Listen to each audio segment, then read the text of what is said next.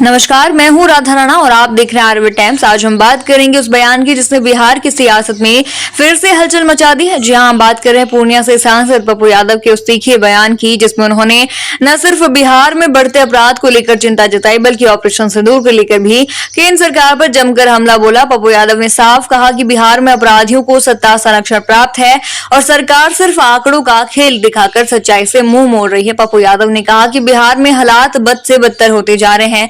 पटना जैसे बड़े शहर में हर दिन एक दो हत्याएं आम बात हो चुकी है। उन्होंने साफ आरोप लगाया कि अपराधियों को सत्ताधारी नेताओं का संरक्षण प्राप्त है, जिसकी वजह से वे खुलेआम घूमते हैं और अपराधों को अंजाम देते हैं।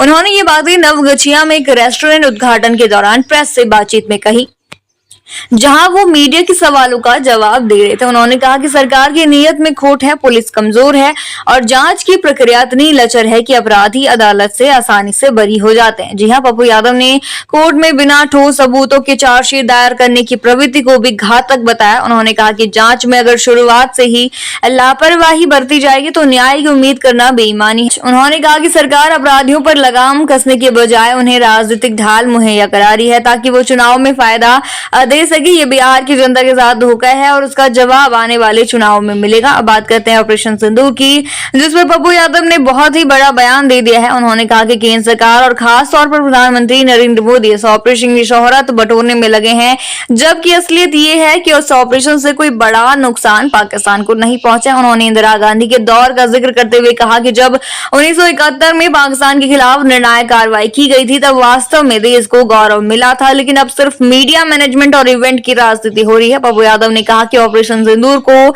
एक महान सैन्य सफलता की तरह पेश किया जा रहा है, लेकिन इस ऑपरेशन में आतंकवाद को जड़ से खत्म करने जैसा कोई ठोस नतीजा सामने नहीं आया। उन्होंने सवाल किया कि क्या सिर्फ कुछ आतंकी ठिकानों पर हमले से आतंकवाद खत्म हो जाएगा? क्या पाकिस्तान की हरकतें बंद हो जाएंगी?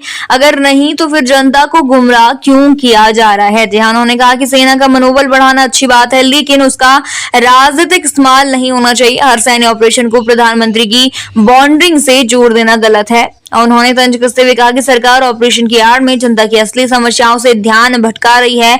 महंगाई, बेरोजगारी, शिक्षा और स्वास्थ्य जैसे मुद्दों पर बात ही नहीं होती है। पप्पू यादव ने अंत में कहा कि देश की जनता सब कुछ देख रही है, अब वो दिन दूर नहीं जब जनता इन बातों का हिसाब मांगेगी। उन्होंने कहा कि सच्चा देशभक्त वही होता है जो जनता की बात करे, उनके दुख दर्द को समझे, ना कि सिर्फ माइक और कैमरों के सामने देशभक्त की बात करे। अब देखना ये होगा कि पप्पू यादव की इस बयान पर भाजपा और जदयू की तरफ से क्या प्रतिक्रिया आती है।